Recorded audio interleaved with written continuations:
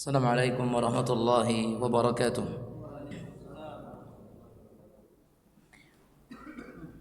Alhamdulillahi rabbil alamin.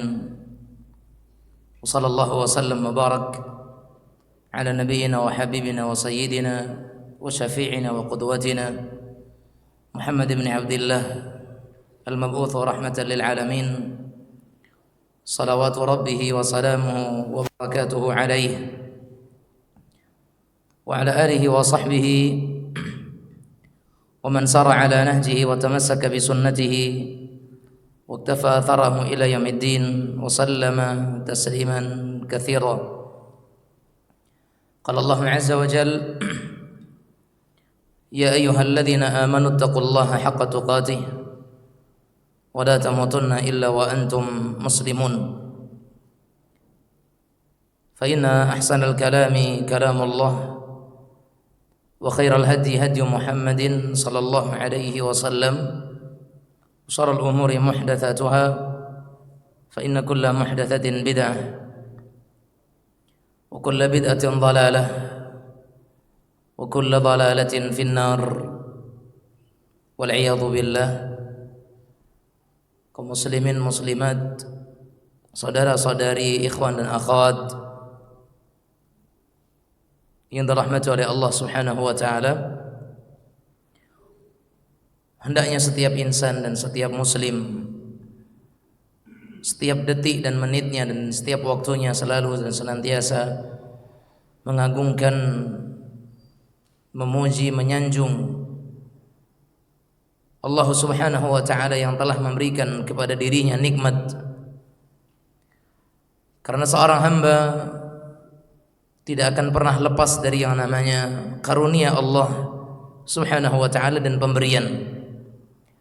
Hanya yang membedakan antara seorang yang mukmin dan yang kafir atau mukmin dengan yang fajir, bahwa anugerah Allah bagi seorang mukmin menjadi nikmat dan bagi seorang yang fajir anugerah Allah menjadi niqmah. Oleh karenanya Nabi sallallahu alaihi wasallam beliau pernah menyatakan dalam sebuah doanya, Allahumma inni a'udzubika min zawari ni'matik wa tahawwuli afiyatik wa fujaati niqmatik wa jami'i sakhatik. Nabi sallallahu alaihi wasallam berdoa kepada Allah, ya Allah, aku berlindung kepadamu dari min zawali ni'matik, dari lengser dan hilangnya kenikmatanmu. Maknanya sebuah anugerah bagi seorang mukmin yang harusnya itu adalah nikmat, namun berubah menjadi sebuah petaka dan bala, karena ternyata kenikmatan itu atau anugerah itu tidak menjadikan dirinya semakin dekat dengan Allah Subhanahu wa taala. Kapan pemberian itu akan menjadi nikmat? Manakala pemberian itu menjadikan dirinya semakin dekat dengan Allah. Dan kapan pemberian itu menjadi sebuah bala? Manakala pemberian itu tidak menjadikan seorang hamba lebih dekat dengan Allah Subhanahu wa taala. Makanya salah seorang di antara generasi yang terdahulu ada yang menyatakan, kalau tidak salah Bilal ibn Sa'ad alaihi rahmatullah, beliau menyatakan apa? فَكُلُّ نِعْمَةٍ لَا تُقَرِّبْ مِنَ اللَّهِ فَهِيَ بَلِيَّةٌ. Setiap kenikmatan yang tidak menjadikan seseorang yang mendapatkan anugerah tersebut semakin dekat dengan Allah, فَهِيَ بَلِيَّةٌ, maka itu menjadi sebuah baliyah, petaka bagi seorang hamba tersebut. Makanya kapan sebuah pemberian itu akan menjadi sebuah nikmat sebenar-benarnya nikmat? Ketika itu menjadikan dirinya semakin dekat dengan Allah Subhanahu wa taala dan tidak malah menjadikan dia semakin jauh dari jalan Allah tabaraka wa taala. Setiap pemberian Allah Subhanahu wa taala yang membuat kita itu sadar, membuat kita itu semakin mendekatkan diri kepada Allah, maka berarti ini semua yang dianggap sebagai sebuah nikmat dan bukan petaka. Maka kita berlindung kepada Allah Subhanahu wa taala. Semoga Allah Subhanahu wa taala menjauhkan kita dari berpindahnya kenikmatan menjadi sebuah bala dan petaka bagi kita semuanya. Makanya terkadang anugerah Allah menjadi hujjah bagi kita dan menjadi hujjah atas kita. Terkadang pemberian Allah Subhanahu wa taala akan menyelamatkan kita di hari akhirat. Tapi ada kalanya pemberian Allah Subhanahu wa taala justru akan menjadi sebab di mana kita dengannya teradab. Sebagaimana Allah Subhanahu wa taala ketika menjelaskan tentang kisah Abu Lahab dengan istrinya Ummu Jamil, di mana Allah Subhanahu wa taala menyatakan ma aghna anhu maluhu wa ma kasab. Tidak bermanfaat bagi mereka berdua apa yang mereka cari dan apa yang mereka usahakan, baik itu harta ataupun yang lainnya. Kenapa? Karena apa yang mereka usahakan, apa yang mereka dapatkan, apa yang mereka diberikan oleh Allah tidak menjadikan mereka semakin dekat dengan Allah Subhanahu wa taala. Maka itu sebab azab. Oleh karenanya ikhwan dan akhwat sekalian, kita terus memohon kepada Allah agar kiranya apa yang sedang kita dapatkan, apa yang sedang kita rasakan betul-betul menjadi sebuah nikmat, menjadi sebuah nikmah, bukan niqmah, atau bukan menjadi sebuah petaka dan bala. Dan semoga Allah Subhanahu wa taala membimbing kita kepada jalan yang benar, kepada jalan di mana kita akan senantiasa mendapatkan petunjuk dan hidayah kepada jalan yang sesuai dengan apa yang diaturkan oleh Allah Subhanahu wa taala kepada kita. Allahumma salli wa sallim wa barik ala nabiyyina Muhammad. Semoga salawat dan salam terberikan kepada Rasul kita yang mulia, Nabi kita tercinta Muhammad ibn Abdullah sallallahu alaihi wasallam. Sebagaimana salawat dan salam semoga tercurahkan kepada seluruh keluarga beliau, istri, putra-putri keturunan beliau ridwanullahi alaihim, dan juga kepada semua sahabat dan orang-orang yang mereka membersamai Nabi SAW dalam suka dan duka, dalam dakwah, di dalam perjuangan menegakkan dinil Islam. Dan juga semoga Allah Subhanahu wa taala menjadikan kita semua di antara umat-umat beliau sallallahu alaihi wasallam yang istiqamah, senantiasa tetap di atas jalan sunnah beliau sallallahu alaihi wa ala alihi wa sahbihi wasallam.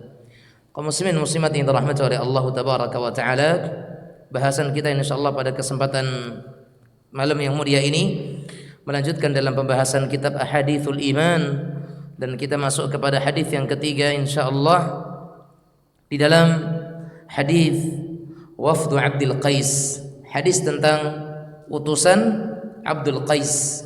Dan ini hadis yang pertama. Diriwayatkan dari Ali bin Abbas radhiyallahu taala anhuma qala inna wafda Abdul Qais lamma ataw an-nabiy sallallahu alaihi wasallam qala min al-qaumi aw min al-wafdi qalu Rabi'atu qala marhaban bil qaum أو بالوفد غير خزايا ولا ندامة فقالوا يا رسول الله إنا لا نستطيع أن نأتيك إلا في شهر الحرام وبيننا وبينك هذا الحي من كفار مضر فمرنا بأمر فصل يخبر به من وراءنا وندخل به الجنة. Ma'asyar muslimin muslimat yang dirahmati oleh Allah Subhanahu wa taala, dari Abdullah bin Abbas radhiyallahu taala anhuma, dia menyatakan sesungguhnya ketika utusan Abdullah atau Abdul Qais mendatangi Rasulullah sallallahu alaihi wasallam, maka Rasulullah SAW bertanya kepadanya, kaum atau utusan siapa ini? Maka mereka menjawab, Rabi'ah. Dia ini adalah utusan dari Rabi'ah atau kaum Rabi'ah. Maka Nabi sallallahu alaihi wasallam berkata, "Marhaban bil qaum." Selamat datang wahai kaum, kata Nabi sallallahu alaihi wasallam, atau bil wafdi ghaira khazayan wala nadama. Selamat datang wahai suatu kaum atau utusan tanpa kehinaan dan juga tanpa penyesalan. Ini kata Rasulullah sallallahu alaihi wasallam. Kemudian mereka berkata, "Ya Rasulullah, inna la nastati', ya Rasulullah, kami tidak sanggup, kami tidak bisa mendatangimu illa fi syahril haram, kecuali hanya pada bulan-bulan haram saja," kata mereka. karena di antara kami dan engkau, ya, karena di antara kami dan engkau terdapat kediaman suku Mudhar. Mudhar ini orang-orang kafir. Suku Mudhar ini suku orang-orang kafir, suku Mudhar yang kafir. Oleh karena itu kata orang ini, ajarkanlah kepada kami, famurna bi amrin faslin nukhbiru bihi man wara'ana wa nadkhulu bihi al-jannah. Wahai Rasulullah, ajarkan kepada kami sebuah ajaran, sebuah pengajaran dan ilmu yang dengannya kami bisa mengabarkan kepada orang yang di belakang kami, dan dengan pengajaran itu kami bisa masuk ke dalam surga. Ini utusan Abdul Qais ini meminta kepada Rasulullah sallallahu alaihi wasallam sebuah pengajaran yang dimana dengan ajaran tersebut kami bisa mengajarkan kepada orang-orang yang di belakang kami, maksudnya yang tinggal di kampung kami, dan dengan itu pula kami bisa masuk ke dalam surga. Maka kemudian Rasulullah sallallahu alaihi wasallam, ya, setelah mereka bertanya kepada Nabi Muhammad SAW tentang minuman, kemudian Nabi Muhammad sallallahu alaihi wasallam memerintahkan mereka, atau beliau SAW memerintahkan mereka untuk mengerjakan 4 hal dan melarang mereka dari 4 hal. Ya, beliau SAW menasihati kepada utusan ini dengan memerintahkan kepada 4 perkara dan melarang dari 4 hal. Kemudian Nabi SAW menyatakan, fa'amarahum bi arba' wa nahahum an arba'. Amarahum bil imani wahdahu la syarikalah. Yang pertama kali diperintahkan oleh Rasulullah sallallahu alaihi wasallam kepada utusan ini adalah agar kiranya mereka itu beriman kepada Allah Subhanahu wa taala satu-satunya. Kemudian beliau bertanya, atadruna mal imanu billahi wahdah? Tahukah kalian apa itu beriman kepada Allah yang satu? Maka mereka mengatakan, Allahu wa rasuluhu a'lam. Allah dan Rasulnya yang lebih mengetahui. Maka Rasulullah sallallahu alaihi wasallam bersabda, syahadatu an la ilaha illallah wa anna muhammadan rasulullah wa iqamus salah wa ita'uz zakah wa siyamu ramadan wa an tu'tu minal maghnamil khumus. Apa kata Nabi yang mulia alaihi salatu wassalam? Beriman kepada Allah Subhanahu wa ta'ala itu adalah bersaksi bahwasanya tidak ada ilah yang berhak disembah dengan benar kecuali Allah Subhanahu wa ta'ala, dan bahwasanya Muhammad itu adalah utusan Allah Subhanahu wa ta'ala. Kemudian yang kedua, menegakkan salat. Yang ketiga, menunaikan zakat. Yang keempat, berpuasa di bulan Ramadan. Wa an tu'tu minal maghnamil khumus. Dan hendaknya kalian mengeluarkan 1/5 dari harta rampasan peperangan yang kalian dapatkan. Ini yang diperintahkan oleh Rasulullah sallallahu alaihi wasallam. Kemudian kata beliau, wa nahahum an arba'. Dan Nabi sallallahu alaihi wasallam melarang mereka itu dari 4 perkara. Apa yang dilarang? Nabi Muhammad SAW melarang dari al-hantam, wad-dubba, wan-naqir, wal-muzaffat. Wa rubbama qala al-muqayyar wa qala ihfazuhunna wa akhbiru bihinna man wara'akum. Nabi Muhammad SAW melarang mereka dari hantam, dari ad-dubba', dari an-naqir, dan dari muzaffat. Ini semua adalah merupakan tempat-tempat menyimpan air atau tempat menyimpan nabil, fermentasi sebuah buah-buahan yang nanti bisa kemudian menghasilkan khamar dan sebagainya. Dan Nabi Muhammad SAW melarang dari tempat-tempat ini, termasuk diantaranya muqayyir, tempat penyimpanan khamar, menyimpan bahan yang kemudian difermentasikan sehingga nanti akan berubah menjadi khamar. Maka tempat-tempat ini diperintahkan untuk dijauhi, wadah-wadah tersebut, ya, wadah-wadah air tadi diperintahkan oleh Rasulullah sallallahu alaihi wasallam untuk dijauhi, karena di masa itu masih banyaknya orang-orang yang masih menyimpan khamar. Jadi bukan hanya isinya, sampai wadah-wadahnya yang itu bekas khamar itu diperintahkan untuk dijauhi. Maka kata Nabi Muhammad SAW, ihfazuhun wa akhbiru bihinna man wara'akum. Jagalah oleh kalian hal-hal tersebut, perkara-perkara ini, dan sampaikan kepada orang-orang yang di belakang kalian. Berarti Nabi Muhammad SAW memerintahkan kepada iman, salat, zakat, puasa, dan zakat tadi maksudnya memberikan zakat rampasan perang ya 1/5 dari yang didapatkan. Masuk di antaranya zakat itu. Nah, berarti yang diperintahkan adalah 4. Beriman, salat, zakat, puasa. Sementara yang dilarang itu adalah tentang hantam, dubba, an-naqir dengan al-muzaffat atau al-muqayyir. Ini yang dilarang oleh Nabi Muhammad SAW. Karena dikatakan Nabi memerintahkan 4 dan melarang dari 4, kata perawi hadis ini, kata Ibnu Abbas radhiyallahu taala anhuma. Tayyib, berkata Syekh Abdul Razak rahimahullah hafizahullah taala, beliau menyatakan al-imanu haqiqatun syar'iyyatun la sabila ila al-ilmi biha illa min khilal kitabillah wa sunnati nabiyhi sallallahu alaihi wasallam. Beriman kepada Allah adalah merupakan suatu hal yang tidak akan didapatkan kecuali hanya dengan seseorang mengkaji betul-betul kitabullah dan sunnah Rasulullah sallallahu alaihi wasallam. Iman hakikatnya tidak akan diketahui kecuali dengan melalui Al-Qur'an dan sunnah Rasulullah sallallahu alaihi wasallam. Kama huwa sya'nu jami'il haqa'iq syar'iyyah, sebagaimana seluruh lafaz-lafaz syariat, semua penyebutan syariat, istilah-istilah syariat tidak akan dipahami kecuali dengan 2 hal tadi, Al-Qur'an dan hadis Nabi sallallahu alaihi wa ala alihi wasallam. Wa la yajuzu lil mar' an yufassira al-imana bimujarrad dilalatul lughah mithla salati la yujazu an tufassaru bimujarrad dalalati al-lughah bima'na ad-du'a. Maka seseorang tidak dibolehkan untuk mentafsirkan tentang iman, tidak boleh mengartikan iman hanya secara definisi bahasa. Sebagaimana seseorang tidak dibolehkan mentafsirkan makna salat hanya dengan bermakna doa saja, karena itu hanya permasalahan bahasa saja.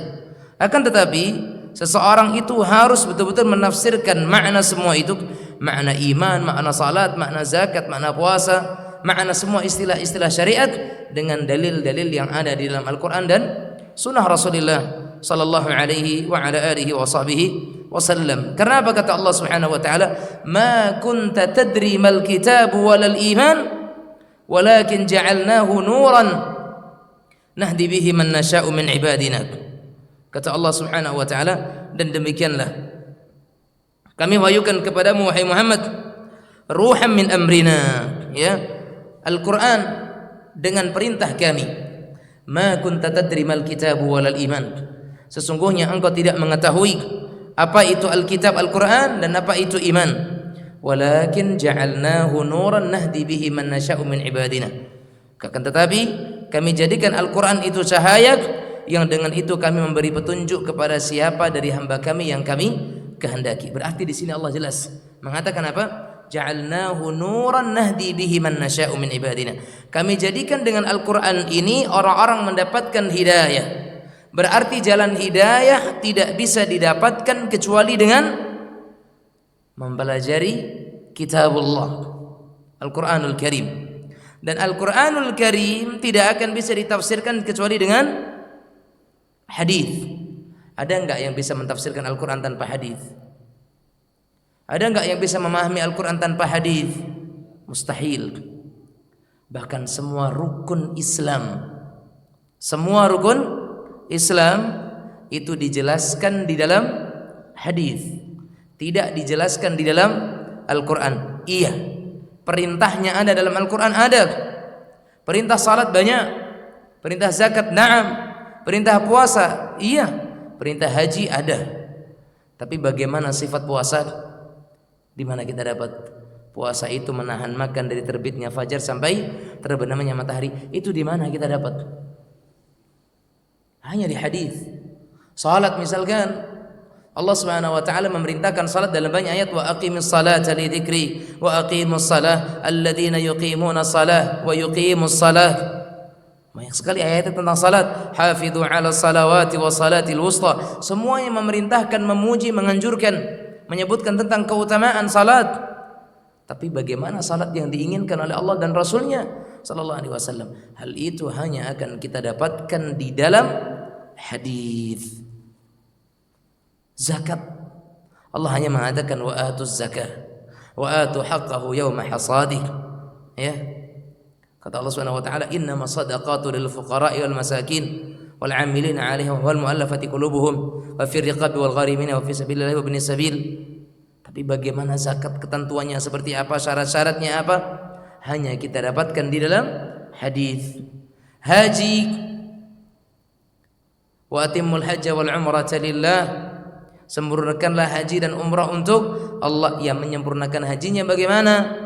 Rukun-rukunnya apa? Manasiknya seperti apa? Semuanya juga hanya kita temukan di dalam hadis. Maka antara Al-Quran dan hadis, dua perkara yang tidak boleh dipisahkan. Tidak boleh dipisahkan. Kalau ada kelompok yang menyatakan kami Al-Quran tapi kami tidak menerima hadis, hada firqah. Ini adalah kelompok yang sesat, karena mereka tidak mengimani apa yang dibawa oleh Rasulullah SAW dari hadis. Bahkan ada di zaman Rasulullah SAW orang-orang yang menyatakan apa?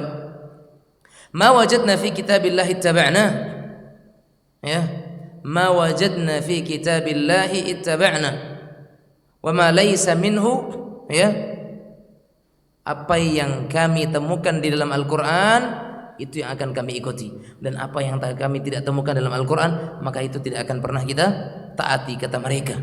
Seolah-olah ini benar, tapi itu adalah penolakan mereka kepada apa yang selain Al-Quran. Maka Rasulullah jelaskan, wa innama harrama Rasulullah ma harrama Allah. Sesungguhnya apa yang diharamkan oleh Rasulullah itu jugalah yang diharamkan oleh Allah. Apa yang dihalalkan oleh Rasulullah itu juga yang dihalalkan oleh Allah. Sehingga apa yang menjadi syariat dalam hadis itu juga yang menjadi syariat dalam Al-Quran. Maka enggak ada beda. Tidak ada beda. Maka tidak pernah kita temukan ada hadis yang bertentangan dengan Al-Quran, ada Al-Quran yang berseberangan dengan hadis. Bukan hadis yang berseberangan, akal kita, pemahaman kita yang enggak pernah sampai dengan memahami hadis tersebut, memahami ayat tersebut. Karena para ulama hadis telah menyatakan fasunnatu mubayyinatul lil Quran wa mufassiratul lil Quran. Karena sunnah adalah penjelas bagi Al-Quran dan tafsir bagi Al-Quran. Enggak ada orang yang paham tentang hadis, tidak ada orang yang paham tentang Al-Quran kecuali mereka yang belajar hadis. Oleh karenanya kaum muslimin muslimat yang dirahmati oleh Allah tabaraka wa taala, wa qala, kata Allah Subhanahu wa taala di sini, ma kunta tadri mal kitab wal iman, ay tafasilul iman wa haqa'iqul iman wa umurul iman la sabila ila al ilmi biha illa min khilalil wahyi kitabullah wa sunnatu nabiy wa sunnati nabiyhi sallallahu alaihi wa ala alihi wa sahbihi wa sallam. Kata Allah Subhanahu wa taala, ma kunta tadri mal kitab wal iman, engkau tidak mengetahui apakah Al-Quran itu dan apa sebenarnya iman itu. Allah di sini menyebutkan maknanya apa? Perincian tentang iman, masalah-masalah seputar iman. Tidak ada cara untuk mengetahui semua itu kecuali dengan hadis. Taib. Makanya kita butuh banget dengan pembahasan ahadits al-iman. Hadis-hadis tentang keimanan, karena dari di mana kita akan bisa temukan pemahaman tentang iman sementara Allah sendiri mengatakan apa? Ma kunta tadri mal iman. Engkau tidak akan tahu bagaimana itu iman. Apa itu iman? Maksud iman kecuali dengan engkau merenungi Al-Quran dan engkau mempelajari hadis-hadis Rasulullah sallallahu alaihi wa ala alihi wasallam. Dan lihat dalam kisah wafdu Abdul Qais, utusan Abdul Qais ini yang terdapat dalam Sahihain, Sahih Bukhari dan Muslim, di mana Nabi sallallahu alaihi wasallam berkata kepada mereka tatkala mereka meminta kepada Rasulullah, ya Rasulullah, ajarkan kepada kami sebuah pengajaran yang kami ajarkan orang yang enggak ikut sekarang dan dengannya kami akan masuk ke dalam surga. Berarti kaum muslimin muslimat sekalian yang dirahmati oleh Allah Subhanahu wa taala, hadis ini hakikatnya memberikan kepada kita penjelasan apa? Siapa yang mereka itu beriman kepada Allah, maka itu sudah menjadi jaminan mereka untuk masuk ke dalam surga. Ya, siapa yang beriman kepada Allah itu sudah menjadi jaminan bagi mereka untuk masuk ke dalam surga Allah Subhanahu wa taala. Kenapa kaum muslimin muslimat yang dirahmati Allah Subhanahu wa taala? Karena orang tadi meminta kepada Rasulullah SAW, ya Rasulullah, ajarkan kepada kami sesuatu yang dengan itu kami bisa mengajarkan kepada yang lain, dan dengan itu kami masuk surga. Dan yang diperintahkan pertama kali apa? Amurukum bil imani billah. Aku perintahkan kalian agar kalian itu beriman kepada Allah Subhanahu wa taala. Aku perintahkan kalian untuk supaya kalian itu beriman kepada Allah. Ini yang diperintahkan Nabi Muhammad sallallahu alaihi wasallam. Ini yang beliau ajarkan. Ini yang beliau sallallahu alaihi wasallam sampaikan. Naam. Ma'a annahum 'arabun ya'rifuna ma'na al-iman wa dilalatuhu al-lughawiyyah. Padahal pada hakikatnya yang minta kepada Nabi pengajaran tadi orang Arab atau bukan? Orang Arab atau bukan? Orang Arab. Dan hakikatnya orang Arab mereka mengetahui makna. Tahu enggak kira-kira mereka arti iman? Orang Arab itu. Ya tahulah. Karena iman sendiri bahasa Arab. Mereka secara konteks bahasa mereka tahu itu apa makna iman. Tapi iman yang diinginkan oleh Allah dan Rasulnya sallallahu alaihi wasallam bukan iman sebatas makna bahasa. Tapi iman yang diinginkan oleh Allah dan Rasulnya sallallahu alaihi wasallam adalah iman yang betul-betul keimanan yang akan membawa seseorang itu masuk ke dalam surga. Dan itu bukan hanya sebatas iman makna bahasa, yakin, bukan sebatas itu saja. Itu yang tidak diinginkan oleh Rasulullah sallallahu alaihi wasallam. Qalu Allah wa rasuluhu a'lam. Makanya ketika Nabi bertanya, atadruna mal iman? Tahukah kalian apa sebenarnya beriman kepada Allah itu? Ketika Nabi bertanya, mereka mengatakan Allah wa rasuluhu a'lam. Allah dan Rasulnya yang lebih mengetahui. Allah dan Rasulnya sallallahu alaihi wasallam yang lebih mengetahui.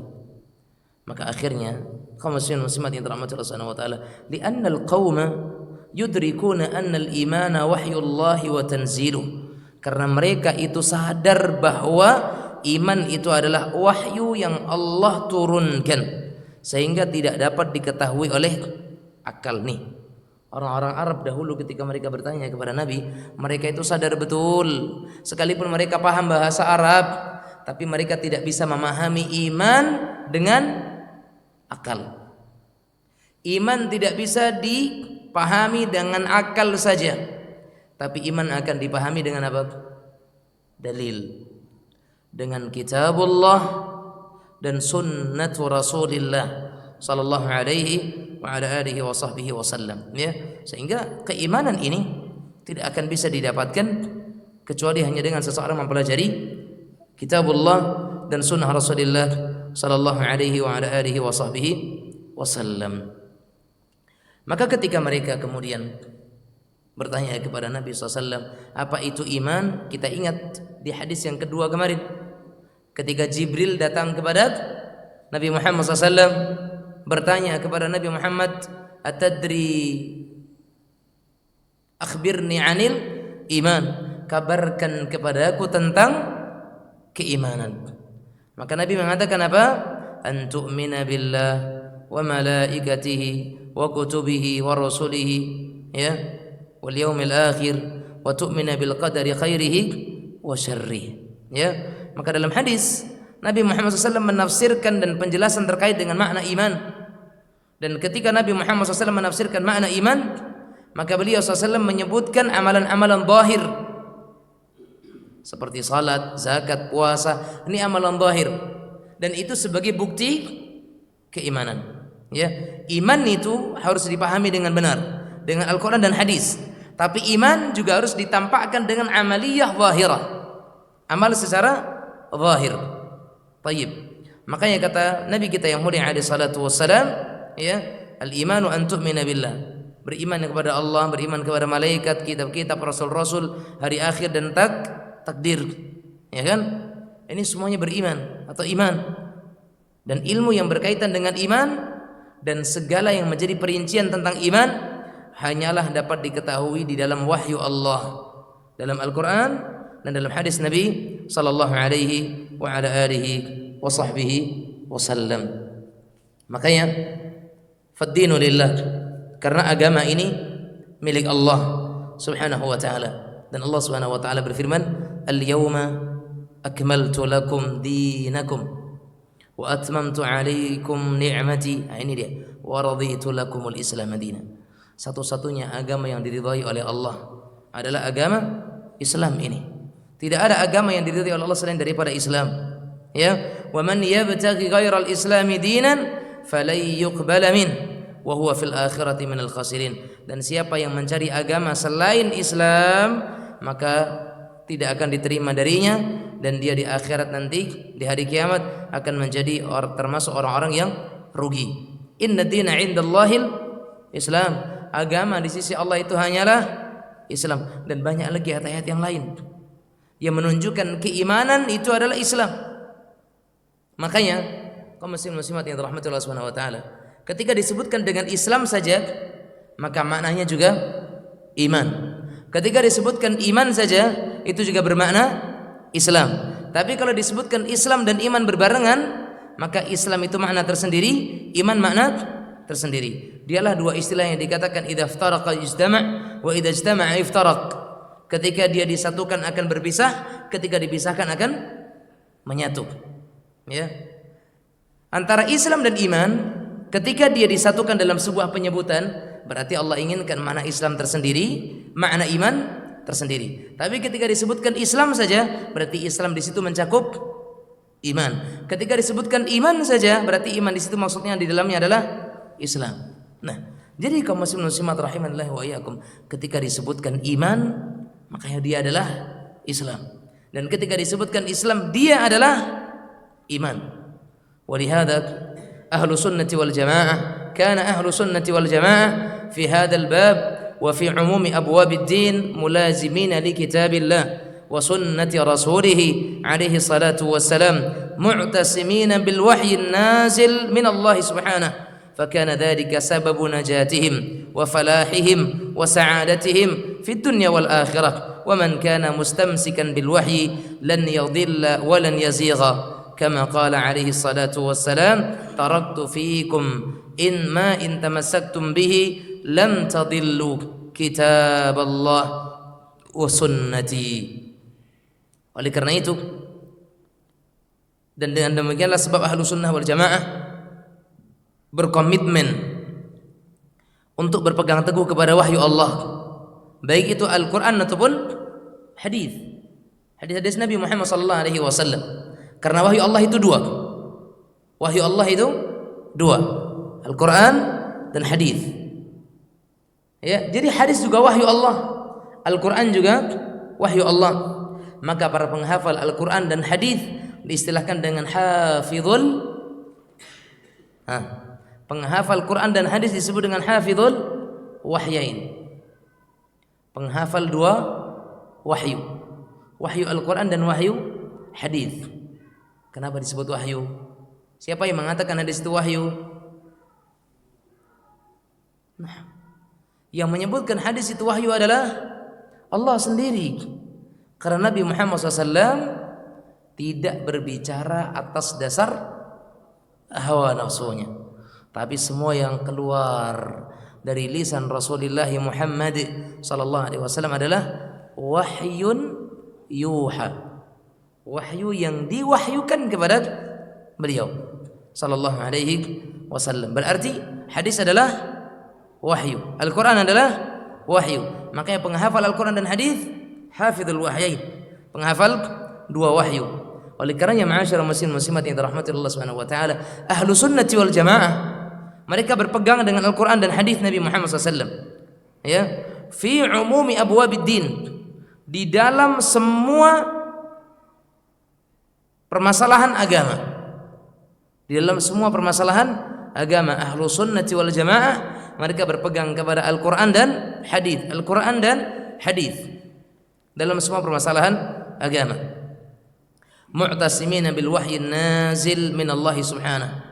Dan mereka berpegang teguh, ya, mereka senantiasa menggenggam erat Al-Quran dan sunnah Rasulullah sallallahu alaihi wasallam. Fakana dzalika sababu najatihim wa falahihim wa sa'adatihim. Dan ternyata itu semua adalah sebab-sebab keselamatan mereka, kesuksesan mereka, sa'adatihim, kebahagiaan mereka fid dunya wal akhirah, di dunia dan di akhirat.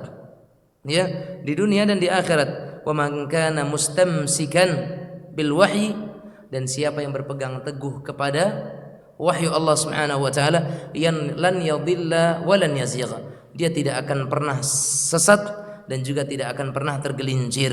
Sebagaimana Rasulullah SAW mengatakan, taraktu fikum ma in tamassaktum bihi lam tadillu.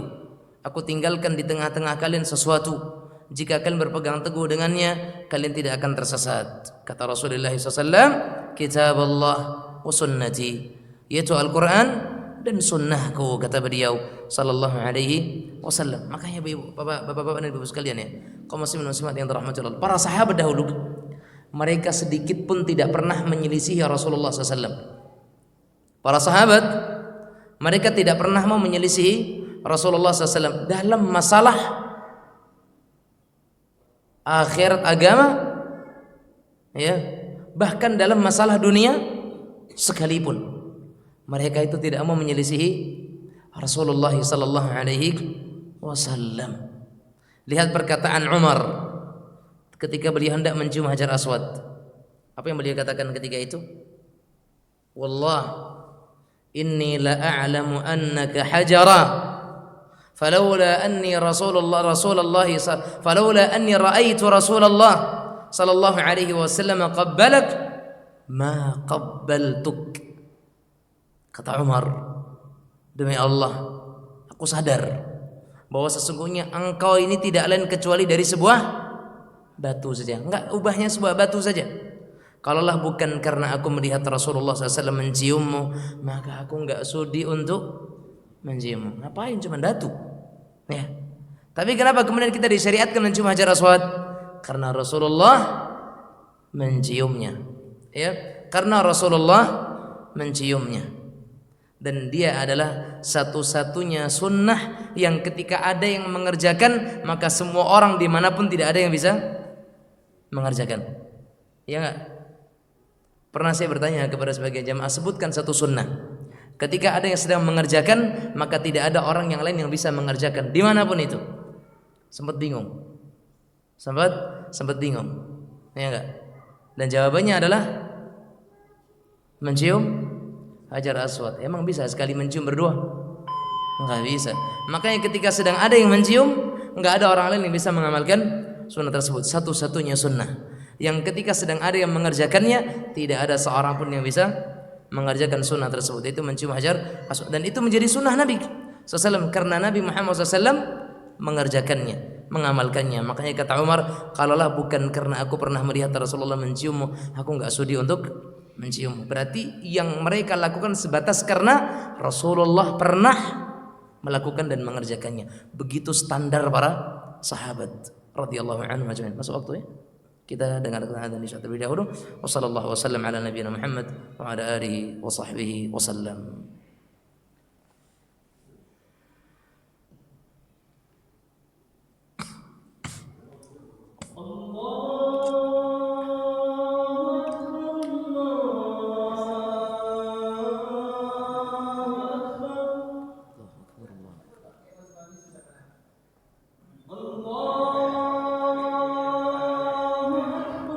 Ibnu Qayyim rahimahullah, beliau pernah menyatakan apa? Idha'atul waqti asyaddu minal maut. Menyia-nyiakan waktu itu lebih berbahaya daripada kematian. Kenapa? Idha'atul waqt taqta'uka 'anillahi wad daril akhirah. Seseorang ketika dia itu menyia-nyiakan waktunya, maka itu akan memutus antara dia dengan Allah dan antara dia dengan kehidupan akhiratnya. Adapun kematian hanya akan memisahkan antara dia dengan dunia. Orang yang mereka menunggu selesai daripada melakukan satu salat, menunggu kepada waktu salat yang berikutnya, maka ini adalah merupakan salah satu jalan dan sebab kita mendapatkan doa para malaikat-malaikat Allah. Man sami'a min amirihi syai'an, siapa yang mendengar keburukan tentang pemimpinnya, ya, hendaknya dia tahan di sana. Doakan pemimpin. Atau man kariha min amirihi syai'an falyasbir, siapa yang membenci dari seorang pemimpin itu sesuatu hal, bersabar. Itu perintah Rasul SAW, bukan fatahaddath, bukan ceritakanlah. Bukan kemudian angkatlah pembicaraan tentangnya. Lah wallah enggak. Bersabar. Rasulullah SAW menyatakan apa? Ya man amana bilisanihi wa lam yu'min bihi qalbuh. Wahai manusia yang hanya beriman dengan lisannya dan tidak beriman dengan hatinya.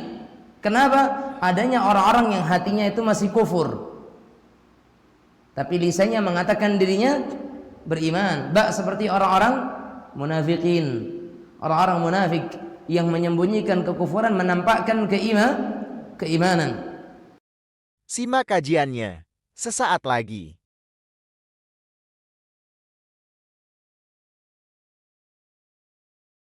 Ibnu Qayyim rahimahullah, beliau pernah menyatakan apa? Idha'atul waqti asyaddu minal maut. Menyia-nyiakan waktu itu lebih berbahaya daripada kematian. Kenapa? Idha'atul waqt taqta'uka 'anillahi wad daril akhirah. Seseorang ketika dia itu menyia-nyiakan waktunya, maka itu akan memutus antara dia dengan Allah dan antara dia dengan kehidupan akhiratnya. Adapun kematian hanya akan memisahkan antara dia dengan dunia. Orang yang mereka menunggu selesai daripada melakukan satu salat, menunggu kepada waktu salat yang berikutnya, maka ini adalah merupakan salah satu jalan dan sebab kita mendapatkan doa para malaikat-malaikat Allah. Man sami'a min amirihi syai'an, siapa yang mendengar keburukan tentang pemimpinnya, ya, hendaknya dia tahan lisan. Doakan pemimpin. Atau man kariha min amirihi syai'an falyasbir. Siapa yang membenci dari seorang pemimpin itu sesuatu hal, bersabar.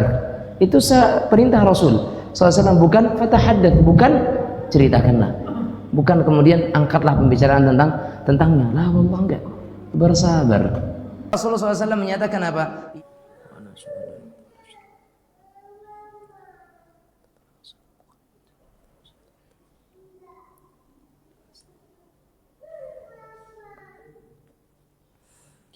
Alhamdulillahi Rabbil Alamin, wassalatu wassalamu ala ashrafil anbiya'i wal mursalin, Nabiyyina Muhammad wa ala alihi wa sahbihi ajma'in, wa man tabi'ahum bi ihsanin ila yaumiddin, wa sallam tasliman mazida amma ba'd. Para sahabat itu mereka orang-orang yang tidak mau menyelisihi Rasulullah sallallahu alaihi wasallam, hatta dalam masalah dunia. Dalam urusan dunia mereka tidak ingin menyelisih Rasulullah SAW. Dan saya rasa pernah kita kisahkan sebuah kisah yang di mana Rasulullah SAW menyampaikan sesuatu perkara dan para sahabat ketika itu mereka sedang berada di sisi Rasulullah SAW, dan siapapun yang mendengarkan perintah itu mereka pasti akan melakukan hal tersebut tanpa berpikir panjang, ya, dan kemudian mereka akan tunduk dan patuh kepada apa yang disampaikan oleh Rasulullah sallallahu alaihi wasallam, seperti yang pernah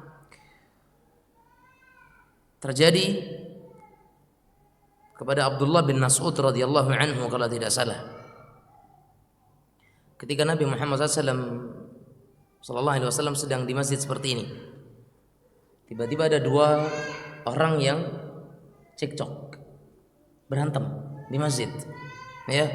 Akhirnya karena marah, yang satu marah berdiri. Kita tahu kalau emosi kemudian dibawa berdiri, apa yang terjadi? Tambah emosi, ya. Makanya syariatnya kalau sedang marah bawa duduk, kalau marahnya sambil duduk bawa baring, kalau marahnya ketika baring bawa tidur, ya. Kalau marahnya ketika tidur nggak ada, ya, nggak ada orang marah sedang tidur. Taib, dah. Ini orang sedang cekcok, ya. Orang ini sedang cekcok.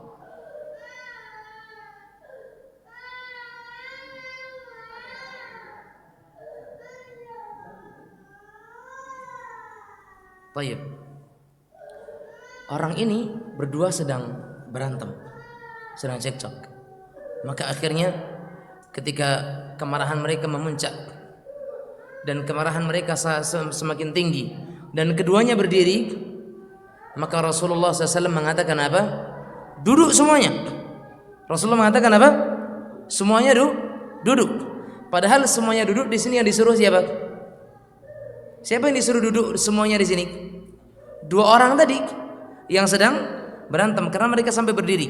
Nah, semuanya duduk. Nah, ketika Nabi mengatakan semuanya duduk, Abdullah bin Mas'ud pas sedang di pintu masjid, dari luar pengen masuk. Ketika perintah itu muncul dari lisan Rasulullah sallallahu alaihi wasallam, semuanya duduk. Gitu. Ibnu Mas'ud pas sedang di tengah-tengah pintu. Di mana dia dengar kalimat itu, di situ dia duduk. Berarti dia duduk di tengah-tengah konsen. Di jalan orang, dia duduk, dia berhenti di situ, dia duduk di situ.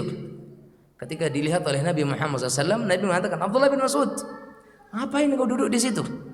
Apakah kata Abdullah bin Mas'ud, wahai Rasulullah, sungguh ketika aku masuk ke dalam masjid, aku mendengar engkau mengatakan apa? Semuanya duduk. Maka aku tidak suka menyelisihi apa yang sedang engkau perintahkan. Bayangkan, padahal tujuannya siapa? 2 orang yang sedang berkelahi, tapi karena dia dengar, padahal tujuannya bukan dia. Terkadang berapa banyak hadis yang tujuannya adalah kita, tapi kita nggak peduli. Ini Abdullah bin Mas'ud nggak ada arah kepada beliau, tapi karena yang beliau pahami semuanya, ya semuanya. Dan saya termasuk di antara kata semua tadi, maka nggak mau saya harus duduk di situ. Akhirnya apa? Beliau duduk di situ. Dalam masalah dunia sekalipun, mereka nggak mau menyelisihi Rasulullah sallallahu alaihi wasallam. Umar ketika tahu ada sebuah corong air, talang air yang mengarah ke jalan, kemudian dikomentari oleh Umar, dia panjat, kemudian dia perintahkan ketika tanya, itu rumah punya siapa? Ngapain kayak gitu? Ya, ngapain kayak begitu? Ya, sebelumnya dia benarkan itu. Beliau benarkan, kemudian datang ke masjid, dia marah-marah. Ini rumah siapa? Kenapa kayak gitu? Talang airnya kenapa seperti itu? Setelah dia mengatakan tadi saya sudah benarkan. Apa kata orang itu? Wahai Umar, itu dulu yang ngarahkan ke situ adalah Rasulullah SAW. Gak pikir panjang, beliau banting setir keluar masjid, pergi ke rumah itu lagi, dia panjat lagi, dia kembalikan ke arah semula. Padahal masalah apa? Talang air. Ini masalah dunia. Bagaimana masalah agama? Bagaimana masalah agama? Makanya dalam masalah agama nggak bisa kita katakan, Ustadz kan niatnya baik, Ustadz. Niatnya baik, taib. Masalah agama bukan masalah tentang niatnya baik, tujuannya baik enggak, tapi tentang bagaimana tujuan yang baik itu juga dibarengi dengan praktek yang sesuai. Ya, praktek yang sesuai. Makanya ketika Abdullah bin Mas'ud juga, kalau tidak salah, beberapa hari setelah Nabi Muhammad SAW wafat, ketika Abdullah bin Mas'ud hendak keluar kota Madinah, beliau mendapati adanya orang-orang yang apa? Yang tiba-tiba membuat halaqah, lingkaran. Mereka membuat perkumpulan, mereka berzikir di situ. Mereka berzikir di situ. Zikir apa namanya? Zikir jama'i, zikir berjamaah lah. Zikir bersama-sama. Maka Abdullah bin Mas'ud ketika itu mengatakan apa? Tanah kuburan yang menimpa Nabi SAW belum kering, tapi kalian sudah berani berbuat sesuatu yang tidak pernah dilakukan oleh Rasulullah SAW. Ini perkumpulan apa yang seperti ini? Maka orang-orang itu mengatakan apa? Wahai Abdullah, ma aradna illa khaira. Ini nih dalil orang-orang kita sekarang. Ma aradna illa khaira. Wahai Abdullah bin Mas'ud, yang kami inginkan hanyalah kebaikan. Kan elok rumah. Tujuan kami eloknya. Ya, zikir rumah. Manalah tak salah zikir. Zikir nak je boleh dan sebagainya. Tujuan kami itu baik, tujuan kami itu bagus. Yang kami inginkan itu ini, niat kami kan baik, katanya.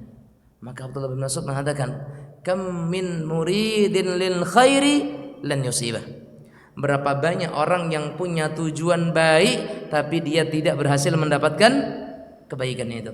Kenapa? Salah cara. Salah cara. Wih, dalilnya sahih Ustaz. Iya, kita tahu ada dalil yang sahih. Tapi kalau pemahamannya enggak sahih, cara memahaminya salah gimana? Salah atau benar? Kalau bahasanya Buya Dasman, hafizahullah, kita tahu ada keramik itu yang bagus. Mau beli keramik yang paling mahal pun itu keramik yang paling bagus. Semua orang sepakat ini keramik paling bagus, tapi cara pasangnya salah. Yang halus ke bawah, yang kasar ke atas. Kira-kira gimana? Salah atau benar? Tapi tujuannya bagus loh. Keramiknya bagus. Semua orang sepakat itu keramik terbagus. Nah, semua orang sepakat hadisnya sahih. Semua orang sepakat tujuannya baik, tapi cara pasangnya salah. Begitulah dalam hal ibadah. Makanya dalam hal ibadah bukan hanya terbatas pada tujuan. Tujuannya kan bagus lah. Nah, beriman kepada Allah Subhanahu wa taala itu adalah bagaimana kita mengikuti, bagaimana kita beriman sesuai dengan keimanan yang diinginkan oleh Allah dan Rasulnya sallallahu alaihi wa ala alihi wasallam. Dan itu hanya kita bisa ketahui dari Al-Quran dan hadis Rasulullah sallallahu alaihi wa ala alihi wasallam. Oleh karenanya jemaah sekalian rahmati oleh Allah Subhanahu wa taala, lihat wal nata'ammal fi hadha as-su'al al-kabir alladhi huwa fil haqiqati akbar as-su'al. Maka mari kita sama-sama renungkan ya, permohonan yang begitu penting yang pada hakikatnya merupakan permintaan yang paling agung dari seseorang kepada Nabi Muhammad SAW. Apa yang diminta? Murna bi amrin faslin nukhbiru bihi man wara'ana wa nadkhulu bihi al-jannata.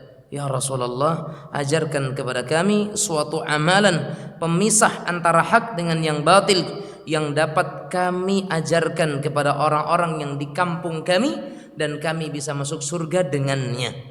Ini yang diminta, bayangkan. Ini permintaan yang sangat luar biasa. Ya, permohonan yang sangat begitu penting dan besar. Dan sungguh betapa agungnya permintaan ini. Sungguh betapa agungnya permohonan ini yang diminta oleh utusan Abdul Qais. Dan tampaknya mereka ini adalah utusan-utusan yang mulia, utusan yang terbaik, pelopor kebaikan dalam sejarah. Karena mereka meminta kepada Rasulullah SAW sebuah pengajaran yang akan memisahkan antara hak dengan yang batil, yang dengannya dia bisa mengajarkan kepada orang yang ditinggal dan bisa masuk ke dalam surga Allah Subhanahu wa taala. Lihat pertama, ini ada 3 kemuliaan. Yang pertama, dia minta atau memohon sesuatu yang bisa menjadikan kita itu memisah-misah antara yang hak dengan yang batil. Satu. Yang kedua, dengan dia sudah ketahui itu, dia bisa ajarkan. Dan yang ketiga, menjadi sebab untuk masuk surga. Dan hendaknya itu niat kita ketika kita belajar. Faham maksud saya? Hendaknya itu yang menjadi niat kita ketika kita belajar. Tanamkan dalam hati kita. Sekarang kita ini belajar mau ngapain? Sekarang kita belajar nih nggak mau apa? Setiap hari kita datang kajian, ada pengajian kita hadir, majelis ilmu kita hadiri. Untuk apa? Supaya kita tahu mana yang hak dan mana yang batil, itu gunanya. Berarti kalau kita belajar tapi nggak siap, yang batil dikatakan batil, yang hak dikatakan hak, berarti nggak ada manfaat belajar. Faham maksud saya nggak?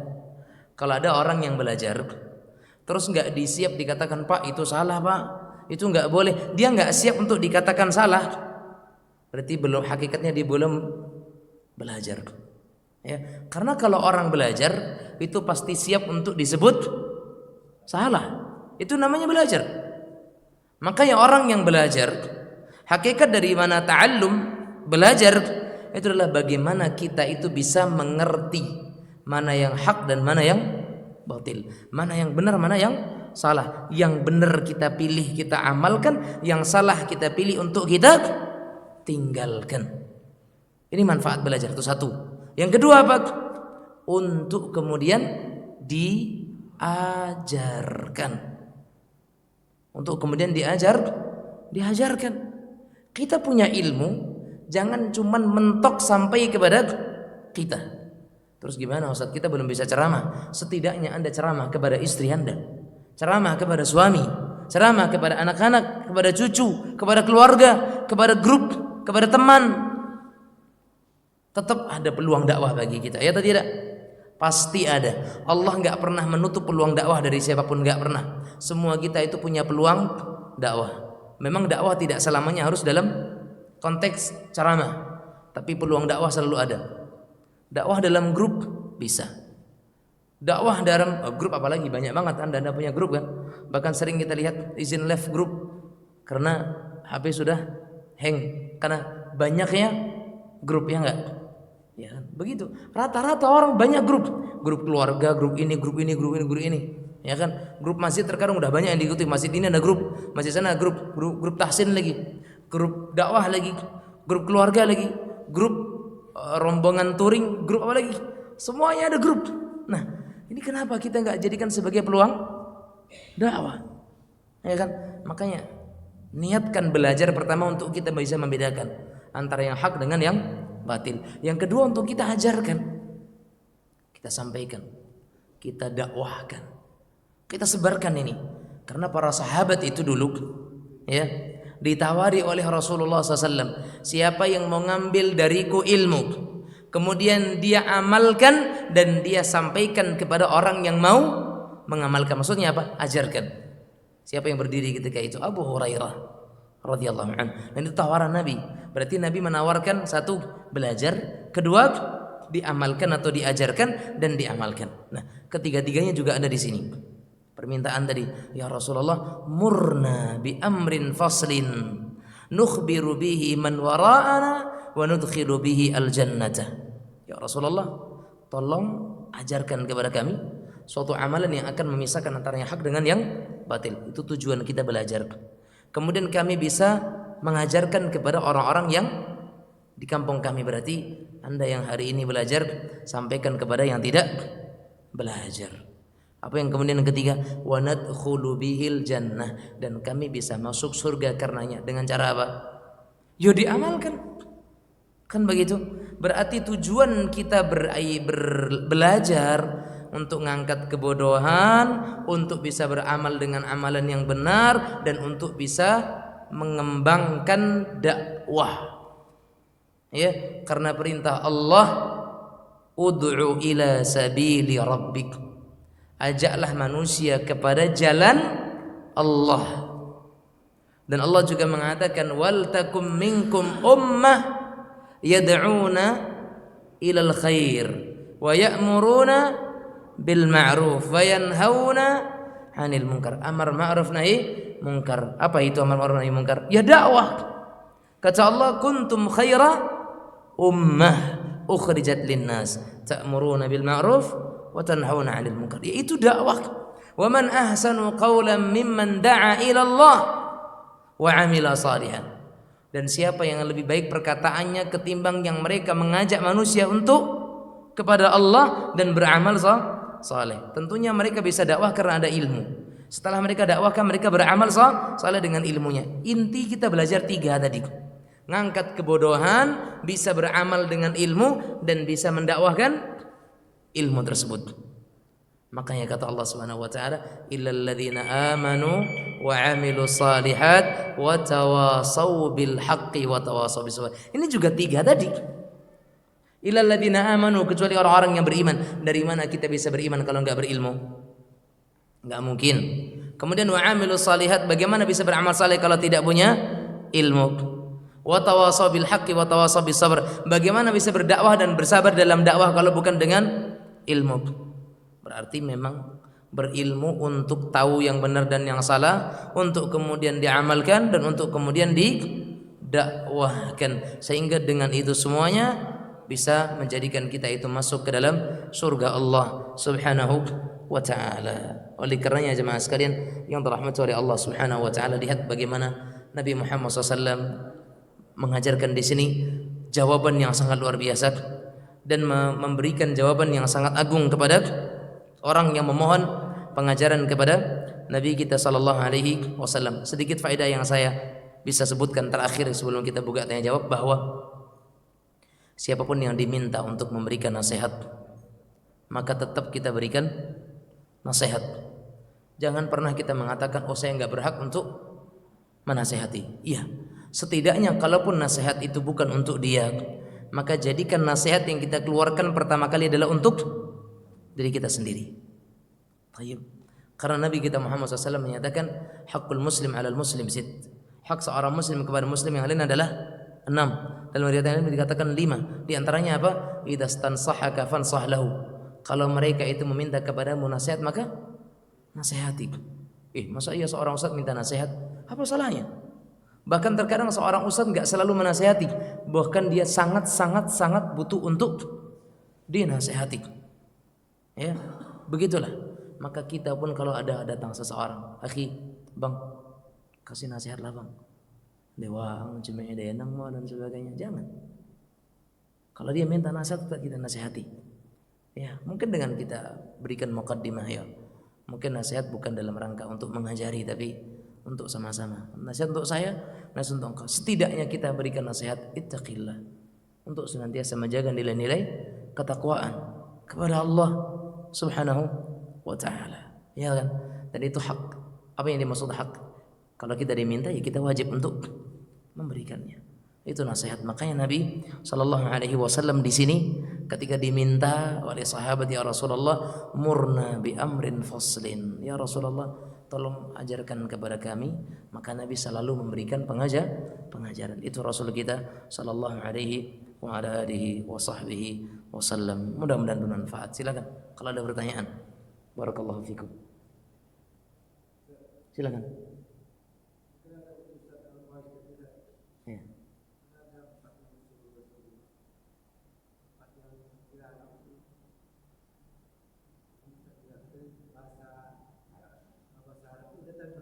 Ya. 4 yang dilarang Nabi Muhammad SAW tadi ada apa namanya? Ada dubba, ya kan? Nah itu semuanya adalah bagian daripada wadah-wadah untuk menyimpan khamar, ya. Wadah-wadah untuk menyimpan khamar. Ada hantam, ada dubba, kemudian ada muqayyir, ya kan? Ada naqir, ada muzaffat. Ini semuanya adalah wadah-wadah yang dahulunya biasa digunakan untuk apa? Menyimpan khamar. Sehingga itu perlu dijauhi. Karena kandungan khamar itu. Nah, kalau kita lebih spesifik, kalau kita lihat dalam penjelasan ya, bahwa hantam ini bukan antam. Kalau antam kita masih ya bukan, tapi hantamun ini adalah wadah atau bejana yang terbuat dari tanah liat dan terkadang itu dicampur dengan rambut atau darah. Dan ini biasanya diberi warna merah atau hijau ya. Kemudian dubba ini wadah yang terbuat dari labu. Tahu labu? Kalau bahasa sayanya waloh. Tahu enggak? Labu yang besar yang biasa dibikin kolak itu. Apa? Bukan labu. Buah labu itu ya. Kemudian dibuang dagingnya, ditinggalkan sebagian daging dan kulit luarnya. Karena kulit luar labu itu kan cukup keras ya. Nah, jadi dia akan dikeraskan dan itu dijadikan sebagai wadah. Nah, jemaah sekalian, kenapa sih itu dilarang? Tanah liat, nyerap tanah enggak? Nyerap air enggak? Nyerap air. Labu yang masih ada dagingnya, daging labu walaupun sekiranya kering dia nyerap khamar atau tidak? Nyerap khamar, tetap nyerap khamar, ya kan? Kemudian adapun nakir adalah wadah yang terbuat dari pangkal batang pohon. Apa namanya itu? Ya, bukan akar sih. Kalau akar udah ke dalam, tapi pokoknya apa? Puku, bonggol. Yes, pokoknya itulah ya. Paham tapi maksud saya ya. Ini batang yang paling dekat dengan tanah. Nah, itu biasanya mereka juga jadikan sebagai sebuah wadah. Dan kayu juga nyerap air, ya kan? Adapun muzaffat dan atau muqayyir atau muqayyad ini dia adalah wadah yang dilapisi atau dilumuri dengan zat semacam aspal ya atau bahan-bahan yang lain, itu juga dia nyerap air. Kenapa itu dilarang untuk menyimpan air minum? Karena itu biasanya dulu adalah dijadikan tempat untuk menyimpan khamar. Nah, tentu khamar yang ada dan bahan-bahan tadi semuanya adalah mengandung atau menyerap air. Sekalipun khamarnya habis, kandungannya masih ada di dalam. Ketika diisi dengan air untuk meminum, maka khawatir dan cenderung nanti zat-zat khamar yang tinggal di situ nanti akan bercampur dengan air tersebut. Nah, itulah larangan khamar dari Nabi SAW. Dan kenapa itu dilarang? Karena barangkali ketika itu masih banyaknya orang-orang yang masih menggunakan itu. Khamarnya ya sudah nggak ada, tapi bejananya bekas khamar masih digunakan. Maka tentu akan tetap bercampur dengan zat-zat yang tinggal dari khamar yang sebelumnya berada dalam wadah tersebut. Wallahu ta'ala alam. Itu sebagai bentuk penjagaan dari Rasulullah SAW agar terhindar dari khamar. Karena ma askara kathiru faqaliluhu haram. Karena apapun yang menjadikan mabuk dalam jumlah banyak, maka sedikitnya pun juga haram. Ya, wallahu ta'ala alam. Nah, fadhal.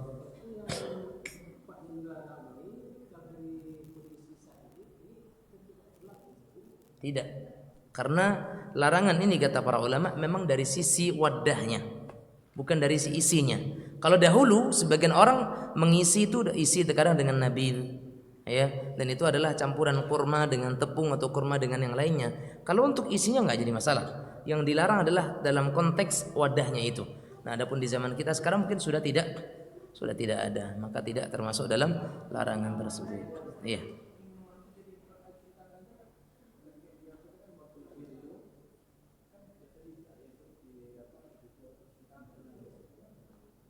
Di mana itu? Itu kan nggak nyerap air, Pak. Kan nggak nyerap air. Kan nggak nyerap air. Maksudnya botol bekas bir itu Ustaz, untuk cuci tangan dia kan banyak rumah makan. Ini kan nggak nyerap air. Wallahu ta'ala alam. Kalau botol dia tidak nyerap air, ya kan? Dia tidak menyerap air. Tapi kalau sekiranya bisa dihindari, kenapa harus itu? Ya kan? Seperti itu. Wallahu ta'ala. Nah.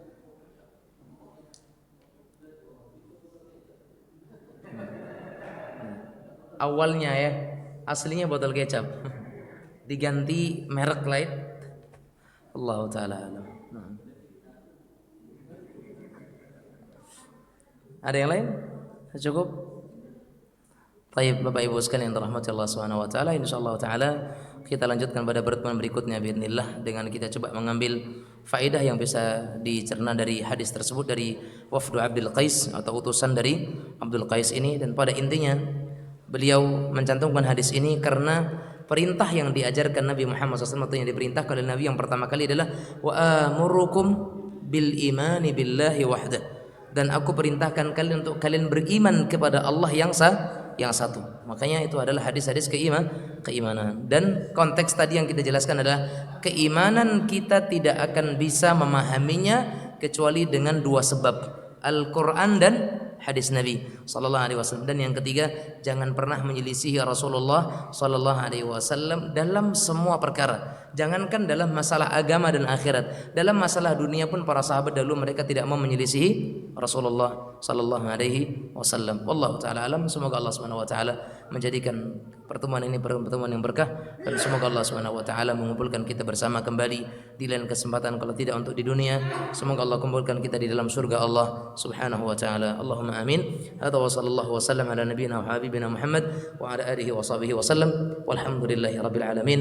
Wabillahi taufiq. Wassalamu alaikum warahmatullahi wabarakatuh.